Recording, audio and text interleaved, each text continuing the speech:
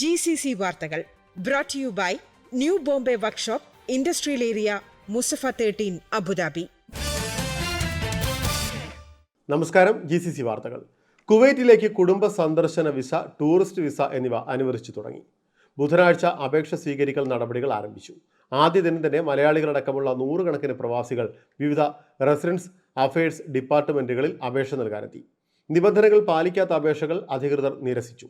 Meta platform വഴി മുൻകൂട്ടി appointment book ചെയ്ത് റെസിഡൻസ് അഫയേഴ്സ് ഡിപ്പാർട്ട്മെന്റുകളിലാണ് അപേക്ഷ സമർപ്പിക്കേണ്ടത്.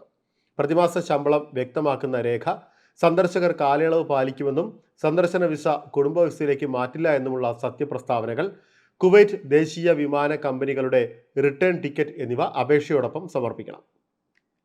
New Bombay Workshop, A to Z automobile repair under one roof. One of the authorized service partners of Bosch Cars. High quality maintenance, repairs and timely service for light and heavy vehicles.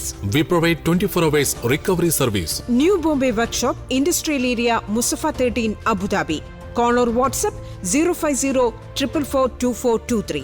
മഴയെ തുടർന്ന് താപനില കുറഞ്ഞ UAE-യിൽ ഇടവേളയ്ക്ക് ശേഷം വീണ്ടും മഴ മുന്നറിയിപ്പ് വന്നു. ഞായറാഴ്ച മുതൽ ചൊവ്വാഴ്ച വരെ രാജ്യത്തെ ചില ഭാഗങ്ങളിൽ ഇടിമിന്നലോട് കൂടിയ മഴ പെയ്യുമെന്നാണ് ദേശീയ കാലാവസ്ഥാ നിരീക്ഷണ കേന്ദ്രം മുന്നറിയിപ്പ് നൽകിയത്. മിക്ക പ്രദേശങ്ങളും ഈ ദിവസങ്ങളിൽ മേഘാവൃതമായിരിക്കുമെന്നും താപനില കുറയുമെന്നും അധികൃതർ അറിയിച്ചു. മണിക്കൂറിൽ 45 കിലോമീറ്റർ വേഗതയിൽ പൊടിക്കാറ്റിനും സാധ്യതയുണ്ടെന്ന് മുന്നറിയിപ്പിലുണ്ട്.